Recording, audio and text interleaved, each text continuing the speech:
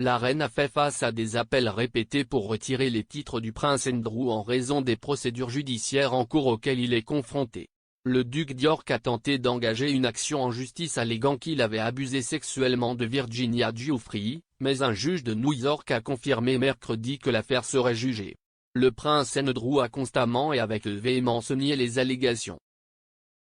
Lorsqu'on lui a demandé si la reine pouvait chercher à supprimer les titres d'Andrew, M. Shipp a déclaré « Je pense que la réponse simple à la question, peut-il en revenir ? Est non, très franchement.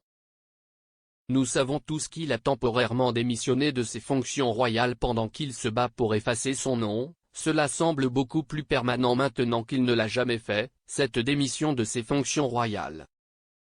Pour les titres, et tout le reste, a-t-il son titre de HRH, avec tous ces titres militaires qu'il a ?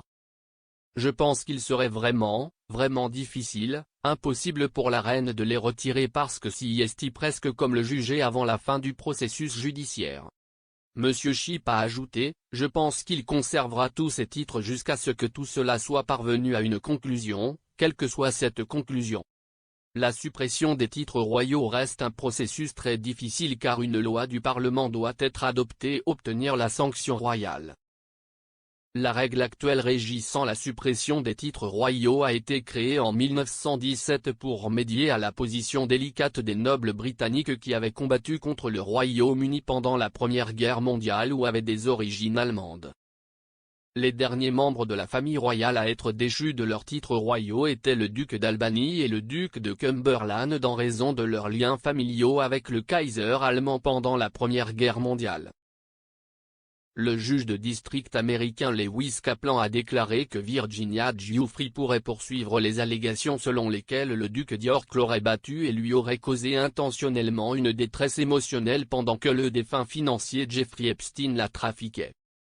Le juge de Manhattan a déclaré qu'il était prématuré d'évaluer les efforts d'Andrew pour mettre en doute ses affirmations, bien que le prince de 61 ans puisse le faire lors d'un procès.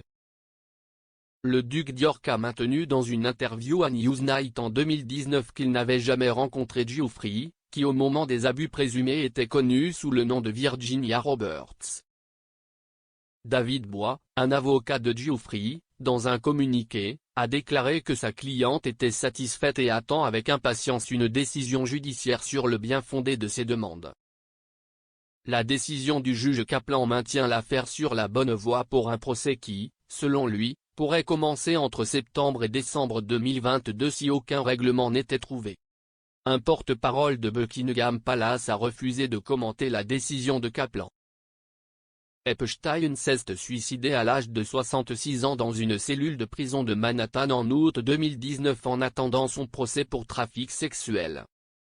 Dans sa décision de 44 pages, Kaplan a déclaré que le langage confus de l'accord de règlement de Giuffre et d'Epstein suggérait qu'il avait peut-être atteint un terrain d'entente. Le règlement incluait un libellé pour libérer à jamais diverses personnes qui auraient pu être incluses en tant qu'accusés potentiels dans le procès de Giuffre contre Epstein.